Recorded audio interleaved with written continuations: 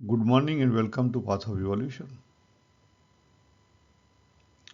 આજે આપણે કામના અથવા વાસના અથવા કામ આપણી અંદર કામ કઈ જગ્યાએ રહેલો છે અને એ અંદર રહેલો છે કે બહાર રહેલો છે, કારણ કે આપણે એને જનરલી બહારથી સંતોષવાનો પ્રયત્ન કરીએ છીએ, બરાબર. અને આ વસ્તુની ખબર આપણને કદાચ આ જિંદગીમાં પડતી નથી તો બહુ લેટ પડે છે. હું મારી પોતાની વાત કરું તો હું 60 વર્ષે પહોંચ્યો. નાનપણથી કંઈ આવું ફોકસ નહોતું કર્યું કામના અથવા વાસના પ્રમાણે કે ભાઈ કામ કઈ જગ્યાએ રહેલો છે, ખબર પડી. બસ શરૂઆતથી સમજણ પડી કે ભાઈ આ સોસાયટીમાં કોમ્પિટિશન છે અને આ સોસાયટીમાં સર્વાઈવ થવા પહેલું સર્વાઈવલ માટે બધા પ્રયત્ન કરવા પડશે અને એના માટે સર્વાઈવલ માટે પૈસો મારો પરમેશ્વર. પણ થોડું કેટલું રહ્યું કે ભાઈ સીધા માર્ગે પૈસો ઊભો થાય, સીધા માર્ગે આપણે જીવીએ. છતાં આજની તારીખે મને ખબર નથી કે મેં ગુજરાત છોડી અને 2000ની અંદર ન્યુઝીલેન્ડ ગયો શા માટે. ફેમિલી સાથે ગયો પણ શા માટે. મારા કેસમાં એવું કોઈ રીઝન નહોતું.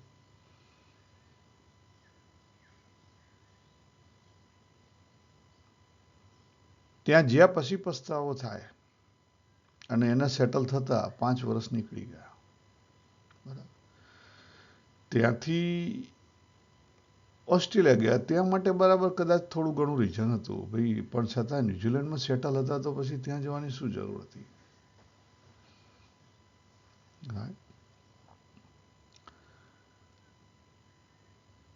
એટલે અંદરથી ભગવાને જે વાત કરી, અંદરથી રજોગુણી કામના આપણને ધક્કા મારે છે અને આપણી જ્યાં સુધી અંદર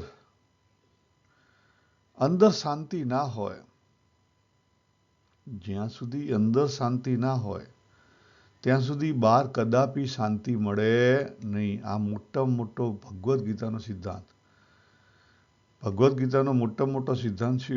અંદર જ્યાં સુધી શાંતિ ના હોય, ઇનર પીસ ના હોય, ત્યાં સુધી તમે આઉટર પીસ તમને મળી શકે.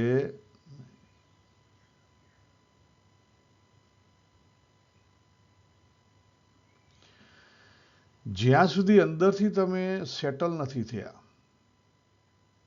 તો સાચી બુદ્ધિ કઈ? સાચી બુદ્ધિ એ જ કે આપણે અંદરથી શાંત હોય, અંદરથી શાંત થવાય અને અંદરથી શાંત હશો તો ક્રાઇસિસ આવશે તો તૂટી નહીં જવાય. જે અર્જુનજીને થયું, અંદરથી શાંત નહોતા, અંદરથી ઇનર પીસ નહોતી, એટલા માટે શું થઈ ગયું, એક્સટર્નલી તૂટી ગયા. અંદર ક્લેરિટી નહોતી. અંદર શું નહોતું? ક્લેરિટી નહોતી. એટલે આઉટર આ બધો પ્રોબ્લેમ થયો. હવે એમને તો ભગવાન હતા ને એમની જિજ્ઞાસા હતી, પણ આપણે ત્યાં તો જિજ્ઞાસા જ મરી ગઈ છે. આપણે ત્યાં રિયલ જિજ્ઞાસા મરી ગઈ છે. બરાબર છે, આ વર્લ્ડનું જાણવાની જિજ્ઞાસા છે, પણ હું કોણ છું એ જે અંદરની, જે અંદર કેમ થઈ રહ્યું છે એની જિજ્ઞાસા મરી ગઈ છે. જો ભગવાને પહેલા આપણે થોડુંક સમજી લઈએ કે ભાઈ આ કામના અને વાસના આ આ લોકની દ્રષ્ટિએ અહીં જે બધા ફિલોસોફર છે એ લોકોએ જે બધી વ્યાખ્યાઓ કરી છે એ એમની રીતે કરેલી છે ને એને મેં અહીંયા ઇંગ્લિશમાં મૂકેલી છે કે ભાઈ મૂળ વસ્તુ વાસના છે. વાસના અનેક જન્મોથી હેડી આવે. વાસના કેવી છે? અનસેટિસ્ફાઈડ વાસનાઓ અનેક જન્મોથી ચાલી આવે. અને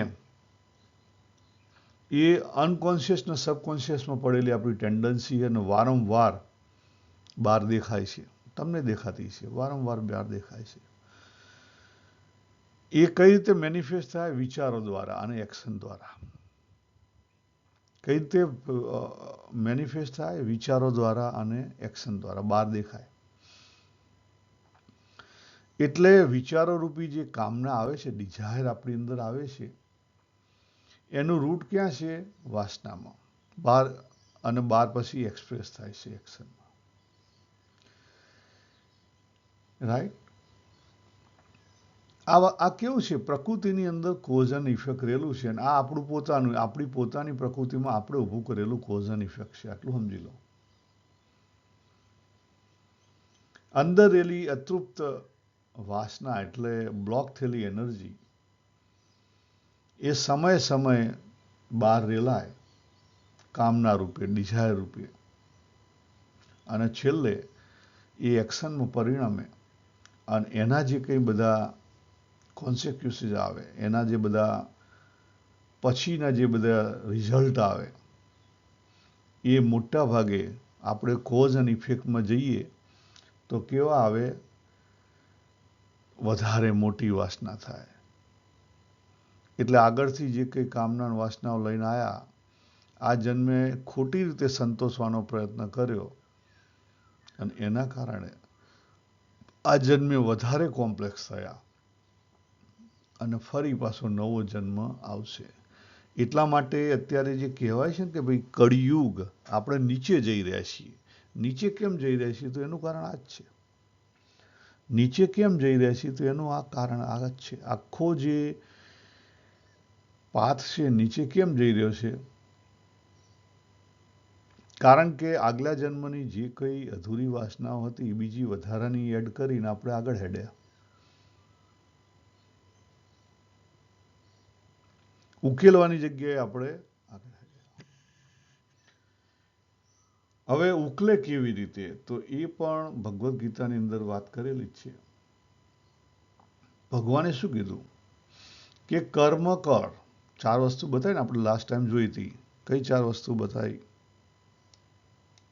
હું તમને અહીંયા, ભગવાને શું કીધું? કર્મ કર. પહેલી વસ્તુ વાત કરી. બીજી વસ્તુ શું કીધું? એના ફળની ઈચ્છા ન રાખ. ત્રીજી વસ્તુ શું કીધી? એનું જે ફળ મેળવવું છે એનું પણ કારણ ન બન. અને ચોથી વસ્તુ શું કીધી? અકર્મી બન ન કર. અકર્મી પણ ન બન. આ 3 વસ્તુની ના પાડી. ખાલી એક જ વસ્તુની ના પાડી. કર્મ કરવું અથવા કર્મ ના કરવું, એની અંદર કરવા યોગ્ય કર્મ કરવું. આ સિદ્ધાંત રાખો. એનું નામ જ કર્તવ્ય. સિચ્યુએશન આપણા જીવનની અંદર આવશે, એમાં કંઈ કરવું અથવા ના કરવું, એમાં કરવું જોઈએ, પણ કેવી રીતે કરવું જોઈએ અને શા માટે કરવું જોઈએ, એ 2 વસ્તુ વિચારીને કરવાનું. પહેલું તો કરવા યોગ્ય હોય, એટલે કે કર્તવ્ય હોય તો કરવું. એમાંથી ભાઈ પાછા ના હટી જાઓ. અત્યારે તમે જુઓ તો જે નવી જનરેશન છે એ કરવા યોગ્યમાંથી પાછી હટી રહી છે. અને એટલા માટે અત્યારે મોટા મોટા પ્રોબ્લેમો થઈ રહ્યા છે.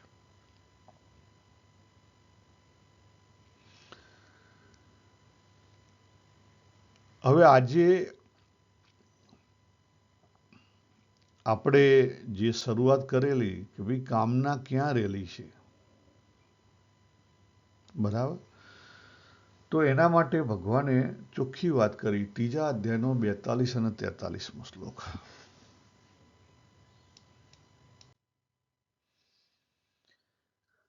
કામના આપણા જીવની અંદર રહેલી છે. જો ભગવાને ચોખ્ખી વાત કરી. શું કીધું?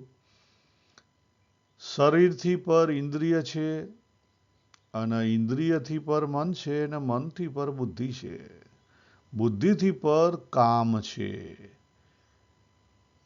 આ રીતે બુદ્ધિથી પર કામ છે એને જાણી અને તું अपने आप को, બરાબર, તું એ કામને વશ કર અને એ કામરૂપી જે શત્રુ છે એને મારી નાખ, એવી વાત કરી ભગવાને.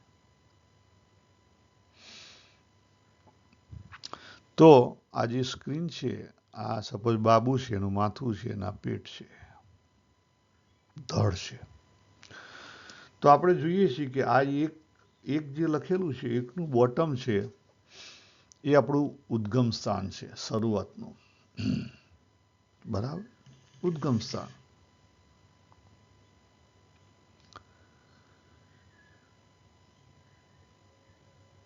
ત્યાંથી ઉપર ચાલ્યા એટલે આ આપણો આજે એક નંબર લખેલો છે, ત્યાં એવું કહી શકાય કે અનકોન્શિયસ ના સમ ઓફ આગલા જન્મની સબકોન્શિયસ ને આ બધી વસ્તુ અહીંયા પડેલી છે.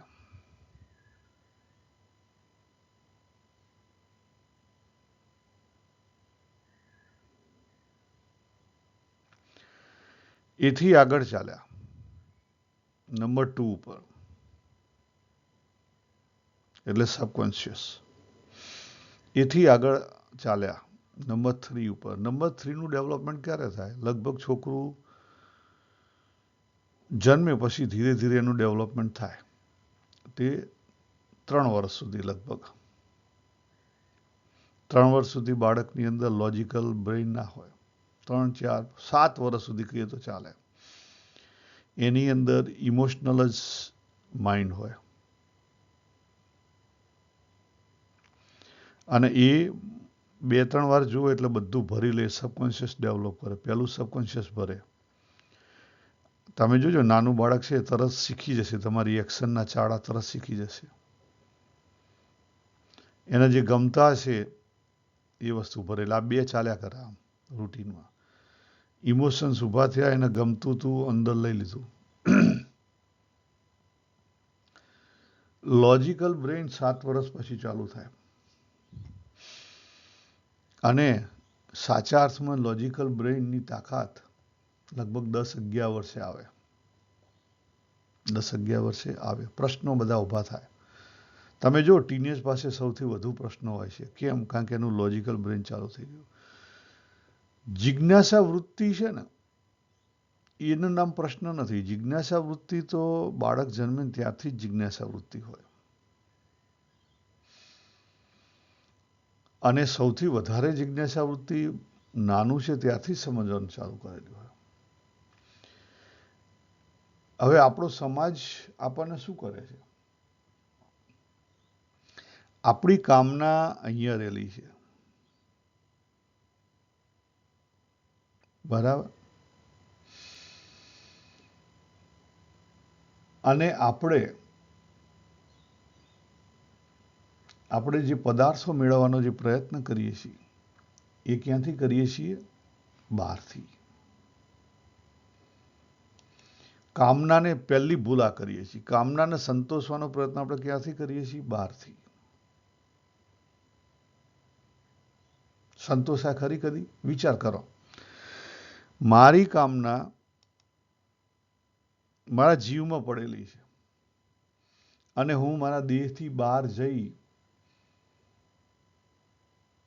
પેલા રાકેશ ઝુનઝુનવાલા છે એમની માફક, ભાઈ 1 ફેક્ટરી કરો કે 2 ફેક્ટરી કરો, 3 કરો, 4 કરો, બરાબર, સંતોષવાનો પ્રયત્ન કરું, વધારે પૈસા, વધારે પૈસા, વધારે પૈસા, એમ પૈસાની સંતોષાય. તમે વિચાર કરો, તમને ભાવતી વસ્તુ તમે કેટલી વાર ખાધી? કેટલી વાર સંતોષવાનો પ્રયત્ન કર્યો? તમે સંતોષ આવ્યો? નથી આવ્યો. તો કદી પ્રશ્ન થયો કેમ નથી આવ્યો? એ જ રીતે તમારી ઉંમર લાયક હોવ તો કેટલી વાર તમે સેક્સમાં ઉતર્યા? સંતોષ આવ્યો? કેમ નથી આવ્યો? વિચાર કર્યો? તમે પૈસા કમાવા માટે દોડ કર્યું, પૈસા કમાવાનો કદી સંતોષ આવ્યો? નથી આવ્યો. કેમ નથી આવ્યો? વિચાર કર્યો? એટલે મારે કહેવાનો અર્થ અહીંયા એટલો જ છે કે હું પોતે પણ મને 60 વર્ષે આ બધી વસ્તુની ખબર પડી કે કામના રેલી છે અંદર, કામ આપણો રેલો છે અંદર, અને આપણે એને સંતોષવાનો પ્રયત્ન કરીએ છીએ બહાર. કેવી રીતે સંતોષાય? આ પહેલી જ મૂળભૂત આપણે ભૂલ કરીએ છીએ. વિચાર કર્યો તમે કદી આની પર? જો એ અંદરથી સંતોષાય, ઇનર સેટિસ્ફેક્શન ઊભું થાય તો પ્રશ્ન ઉકલે, બાકી ઉકલે નહીં. આ પહેલી વસ્તુ. પણ આપણે ત્યાં સુધી પહોંચી કેમ નહીં શકતા? હા, આ હકીકત છે. હમણાં અમારે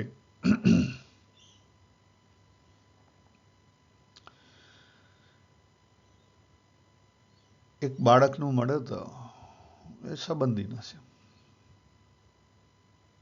અત્યારે બધું દિવાળીનું બધું ચાલે,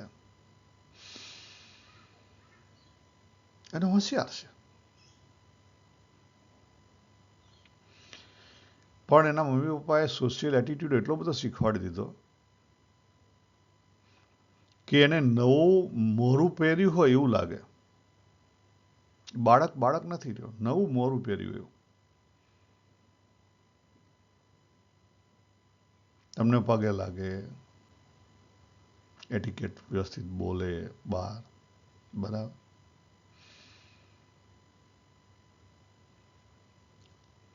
અને સિરિયસલી મોટા માણસો જેવી વાત કરે. હું આત્મા છું, અક્ષર છું. તમે પૂછો કે અક્ષરનો અનુભવ થયો, આત્માનો અનુભવ થયો? તો કે હા, આંખ બંધ કરીને બેસીએ એટલે કે જે એમ્પ્ટીનેસ લાગે, આત્માના અક્ષર પતિ જેવી વાત.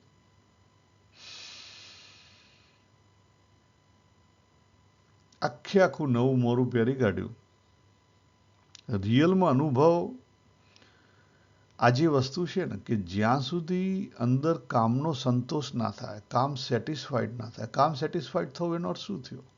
હાર્મોનાઇઝ થવું. જ્યાં સુધી અંદર અનસેટિસ્ફાઈડ જે કામના રહેલી છે હાર્મોનાઇઝ ના થાય, ત્યાં સુધી આપણે સરળ ના થઈ શકીએ. અને જ્યાં સુધી આપણે સરળ ના થઈ શકીએ, ત્યાં સુધી આપણે ક્ષમતામાં ના પહોંચી શકીએ. કારણ કે અત્યારે શું, આપણે ગુડી બ્રાન્ડનું મોરું પહેરી કાઢ્યું. નાનપણથી જ આપણી સોસાયટી આપણને અલગ અલગ મોરા શીખવાડી દે છે. ખ્યાલ? એટલે મારા મતે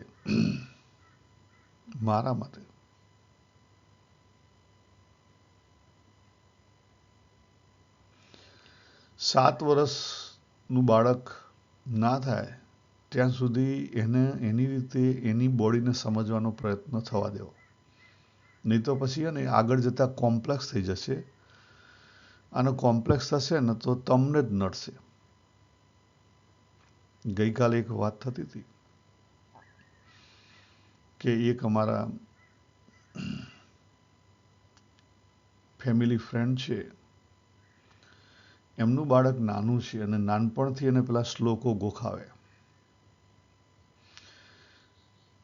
નાનપણથી 5-7 વર્ષની ઉંમરના છોકરાઓને શ્લોકો ગોખરાવે, પછી રાત્રે શું કરે? બબડે.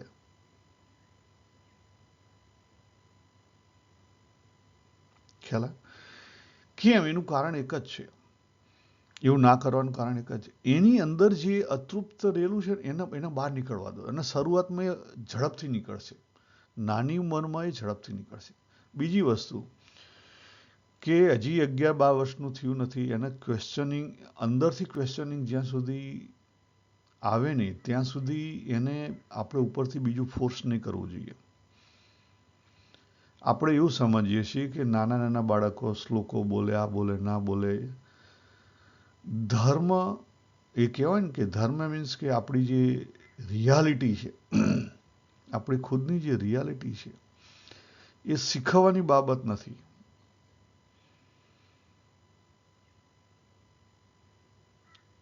એ બહારથી જાણવાની બાબત નથી, અનુભવથી જાણવાની બાબત છે.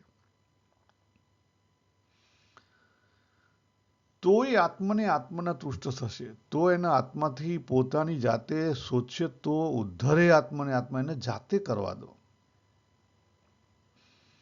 આપણે મા બાપ તરીકે અને બીજા દાદા દાદી તરીકે, નાના નાની તરીકે આપણે વધારે બગાડીએ છીએ. આપણે આપણું સંભાળી નહીં શકતા ને એની ઉપર ફોર્સ કરવા જઈએ છીએ. ચેક કરો આપણી અંદર આપણી કેટલી કુંઠિત કરી દીધી, કેટલી વાસનાઓ આપણે કુંઠિત કરી દીધી, કેટલી બધી વાસના આપણે કુંઠિત કરી દીધી છે, બરફની પાટ મૂકી દીધી છે. જેમ પેલી શીકોડી જાય ને અંદર, ખબર ઘણી વાર ડૉક્ટર કહે કે ભાઈ તમારી એક કિડની છે એ હવે કામ નહીં કરતી, શીકોડી ગઈ, હવે એને કાઢી નાખવી પડશે. એ રીતે આપણે શીકોડી ગઈ એ બધી વાસનાઓ આપણે શું કરી દીધી, શીકોડી દીધી.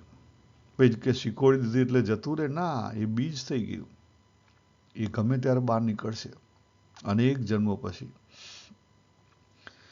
ગુણાતીતાનંદ સ્વામી પેલું વાત કરતા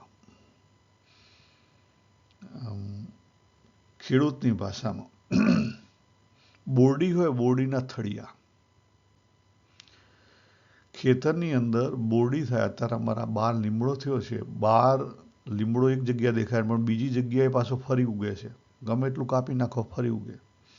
કેમ? અંદર એના મૂળિયા રહેલા છે, એના અંદર મૂળિયે બહાર નીકળે.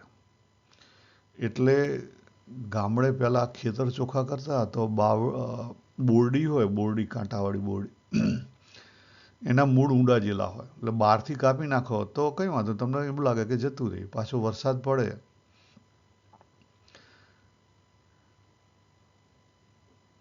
ઘન વર્ષે મેઘ પાંગર, પેલે નિષ્કુળાનંદ સ્વામીનું બહુ સરસ એ છે ને કે વરસાદ આવે અને પછી આખું જેમ ઘાસ ઉગી નીકળે એમ બધી કામના ઉગી નીકળે, એ જાય નહીં. એટલે બહારના પ્રયત્ન જે આપણો થાય છે ખોટો છે. પહેલી વસ્તુ સમજી લો, બહારનો જે પ્રયત્ન આપણે કરી રહ્યા છીએ એ ખોટો છે. આજ સુધી મેં બી ખોટો કર્યો હતો, છેલ્લા 10 વર્ષથી મને ખબર પડી છે.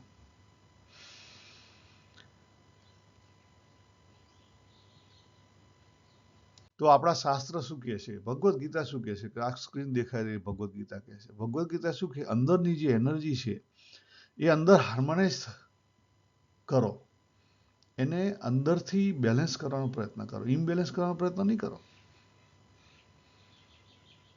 અંદર જે અતૃપ્ત છે, ઇમ્બેલેન્સ છે, એને બેલેન્સ કરવાનો પ્રયત્ન કરો, એને હાર્મોનાઇઝ કરો, એને તૃપ્ત કરો અંદરથી. એને બહારનાની જરૂર નથી. તમારી એનર્જીને ખરેખર બહારનાની જરૂર નથી, પણ આપણને ખબર નથી એટલે આપણે બહારથી એને હાર્મોનાઇઝ કરવાનો પ્રયત્ન કરીએ છીએ. મારો મિત્ર યુએસમાં છે, હવે અમારે દિવાળી ઉપર વાત થઈ અને એમાં પછી વાતથી વાતમાં આપણા સાધુઓની વાત નીકળી અને એ પ્રસંગ ઉપરથી કહું કે આપણે ગુજરાત સમાચારમાં ને એ બધામાં આવી ગયેલું છે કે એ બે વ્યક્તિ સાધુ થયા અને પછી હરિભક્તો કોઈ હોય એમની મદદથી પાછા અમેરિકન ટૂરમાં ઉપડ્યા. ત્યાં જે બીજા નવા નવા લોકોને મળી અને બહુ સારી કથા વાર્તા બહુ સારી કરે અને ફંડફાળો પણ સારામાં સારો ઉઘરાયો અને ઇન્ડિયા ગયા ને ત્યાં પછી આ પેલા કૌભાંડમાં પકડાણા. તો જો ફંડફાળો ઉઘરાવવા માટે અમેરિકા ગયા, અંદર લાલસા છે પૈસાની, અને પૈસાનો પછી ઉપયોગ ક્યાં થાય છે, સેક્સમાં. તો અંદર જે અતૃપ્ત વાસના છે એ બહાર નીકળી. આટલી હદે સાધુ થયા છતાં નીકળે.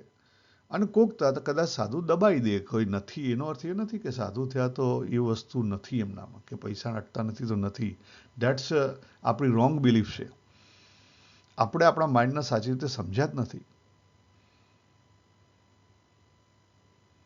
તમે એવું માનો છો કે આ સાધુઓ જે પૈસા નથી અટતા, એમને પૈસાની લાલસા નથી, તો પછી ફાળો શા માટે ઉઘરાવે છે? એ લોકો દરેકના પગારની કેમ કેલ્ક્યુલેશન રાખે છે? તો તમે કહેશો કે એ તો મોટા મંદિર બનવા માટે. ના ના ના, એ એવું માનતા કે ભગવાન સર્વ કરતા હતા છે, તો પછી એને એ વસ્તુ પડવાની જરૂર નથી. ભગવાન સર્વ કરતા હતા છે તો એને એ વસ્તુ પડવાની જરૂર નથી. That's a wrong thing. પણ અંદર જે ભગવાને વાત કરી ને ભગવદ્ ગીતાની અંદર, અંદર કામના પડેલી છે, રજોગુણમાંથી ઊભી છે. કરવું છે, કરવું છે, કરવું છે, મંદિર કરવું છે, આ કરવું છે, પેલું કરવું છે. જેમ તમારે ઘર કરવું છે એમ એમને મંદિર કરવું છે. ક્યાંક તો દોડાઈ રાખે છે.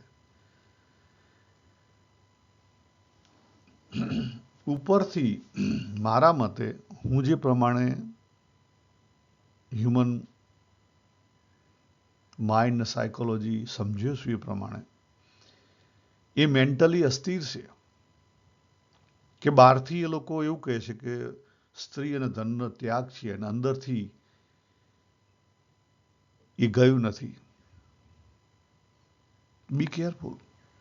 હવે એ લોકોનું એ સંભાર છે, આપણે નહીં જોવાનું, પણ આપણે આપણું જુઓ.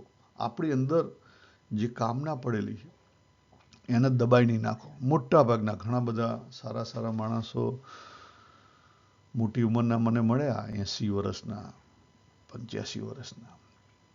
તમે જુઓ તો એ બરફની પાટ મૂકી દીધેલી હોય, અંદર બધું શીખોડી ગયું. એટલે આ જન્મે જે લઈને આવ્યા હતા પોટલા, એ બધા એમને બાંધી નવા જન્મ, આ જન્મના પાછા બીજા વધારાના લઈને ઉપડ્યા. હું તમને આ જે માઇન્ડની વાત નીકળી છે તો એક માઇન્ડની બીજી વાત કરું. માઇન્ડ કહેતા હ્યુમન સાયકોલોજી. અને આ જે ભગવદ્ ગીતા છે આખું બુક એ છે.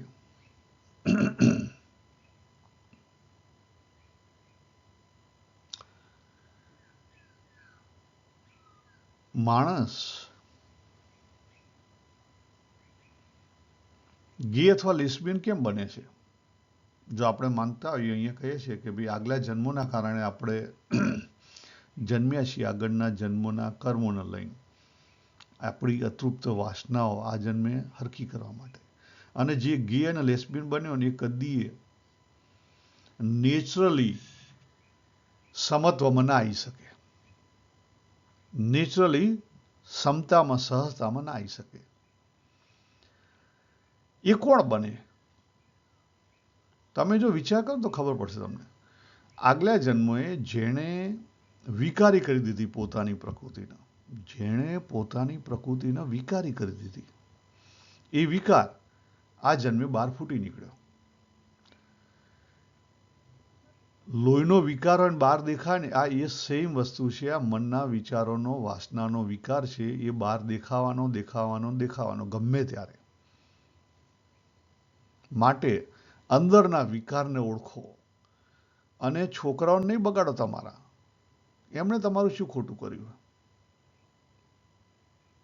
એમને એમની રીતે મોટા થવા દો. બહારથી ઠોકી નહીં મારો. સોસાયટી કેટલું બધું ઠોકી મારે છે.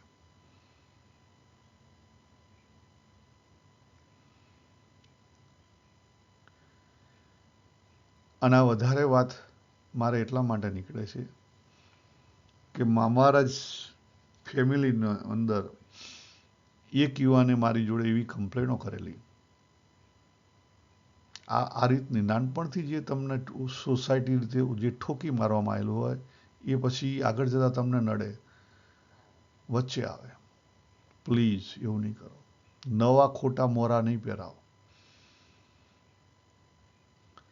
અંદરને સમજો, અંદરથી સમજવાનો પ્રયત્ન કરો કે મારી અંદર કામ ક્યાં રહેલો છે, મારી અંદર જે અતૃપ્ત વાસના છે ક્યાં રહેલી છે, એને હું કેવી રીતે, એ એનર્જી છે, એને અંદર જ જો તમે એ એનર્જીને વહેતી રાખો, અંદરથી જ એને હાર્મોનાઇઝ કરી નાખો, તો પછી એ તમારા મન બુદ્ધિ ઉપર હાર્મોનાઇઝ થઈ જશે. અને તો પછી એ એક્સપ્રેસ પણ હાર્મોનાઇઝ એ થશે, બાકી નહીં થાય. અને બાકી નહીં થાય તમે બ્રહ્મભૂત નહીં થઈ શકો, બ્રહ્મરૂપ નહીં થઈ શકો. ભલે તમે બહારથી કહેતા હશો કે હું આત્મા છું, અક્ષર છું, અનુભવથી નહીં થાય. એટલા માટે હવે છેલ્લે જોઈ લઈએ. ભગવાને જે 2 શ્લોકની અંદર વાત કરી, 6ઠ્ઠા અધ્યાયના 45મા શ્લોકમાં અને 7મા અધ્યાયના 3જા શ્લોકમાં ભગવાન શું કહે છે કે અનેક જન્મ આજે આપણે અંદર વાસનાઓ પડેલી છે એને અનેક જન્મો થશે. ધીરે ધીરે શનૈ એને બેલેન્સ કરવાનું કરો. આ જન્મે થોડું ચાલ્યા પણ આપણા પોતાના રસ્તા ઉપર ચાલ્યા, મોર ધેન ઇનફ. બીજી વાત કરી ભગવાને કે લાખો કરોડો માણસોને સિદ્ધિ જોઈએ છે, પૂર્ણત્વની સિદ્ધિ, એટલે એ લોકોને કમ્પ્લીટ થવું છે. કમ્પ્લીટ નહીં થવાય. તમે દેહ મન બુદ્ધિથી અપૂર્ણ છો, એને તમે કમ્પ્લીટ કેવી રીતે કરશો? એમ કમ્પ્લીટ નહીં થવાય. તો શું થશે? સહજતામાં આવી જાઓ તો કમ્પ્લીટ થઈ જશો. આપણે વસ્તુ પૂર્ણત્વની સમજી જ નથી શકતા. સહજતામાં આવશો તો કમ્પ્લીટ થશો. બાકી પહેલું સહજતા આવશે તો કમ્પ્લીટ થશે, બાકી પૂર્ણત્વ નહીં આવે. સહજતા આવે તો આખું આપણું જે છે એ એક થઈ જાય, સમગ્ર. અને સમગ્ર એક થાય તો પછી પૂર્ણતાની અનુભૂતિ થાય. બાકી હું અક્ષર છું ને આત્મા છું એમ વાત કરે, અક્ષરના આત્મા થવાય નહીં. અને એવા જે સિદ્ધિ માટે જે પ્રયત્નો કરે છે, યોગ, આસન, હઠયોગ ને કુંડલિની કે ગમે તે વ્રત તપ તમે જે કોઈ હોય, એ ભગવાન કે મને તત્વથી જાણે છે એવા કેવા હજારો લાખો કરે છે, એમાંથી કોઈ એક મને જાણી શકે છે. તો મારે કહેવાનો અર્થ એક જ છે કે સાચા અર્થમાં અંદર જોજો, અંદર શું પડેલું છે. કામના અંદર પડેલી છે. અંદરની કામના અંદરથી સંતોષાય, બહારથી નહીં સંતોષાય. અને તમારે જાતે અંદરથી સંતોષવી પડશે. તમે બહારથી પ્રયત્ન કરશો, ઓબ્જેક્ટથી પ્રયત્ન કરશો, તે કદાપી નહીં થાય. તમારી કામના રૂપિયા માટેની છે તો તમે સાચા અર્થમાં સમજ્યા નથી. રૂપિયા માટેની મીન્સ વોટ? રૂપિયા માટેની કામના છે તો એનો અર્થ શું થયો એ તમે સાચા અર્થમાં સમજ્યા નથી, અને તમે 12 રૂપિયા ભેગા કરવા દોડ્યા છો. ચેક કરો, કામના રૂપિયા માટેની છે પણ શા માટે છે, ક્યાંથી છે, શું છે?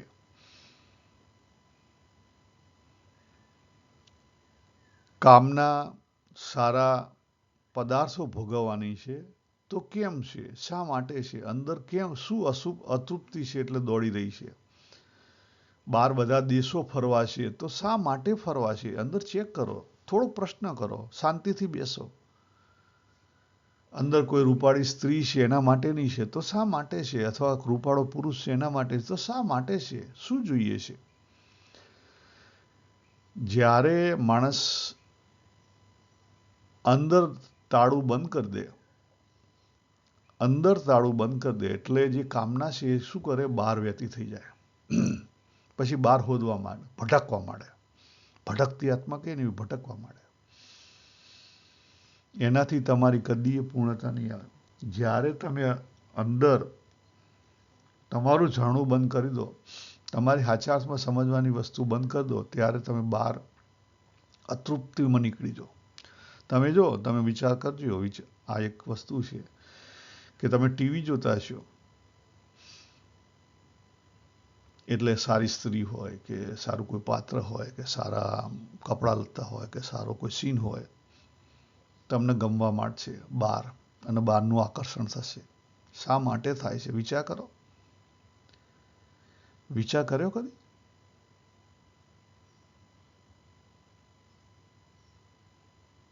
કારણ કે અંદર અધૂરા છીએ અને આપણે બહાર શોધવાનો પ્રયત્ન કરી રહ્યા છીએ. એટલા માટે અંદર ખબર જ નથી. ચેક કરજો, આની ઉપર ચિંતન કરજો. આપણે અહીંયા પૂરું કરીએ. સર્વેને જય શ્રી કૃષ્ણ. હરિઓમ તત્સત.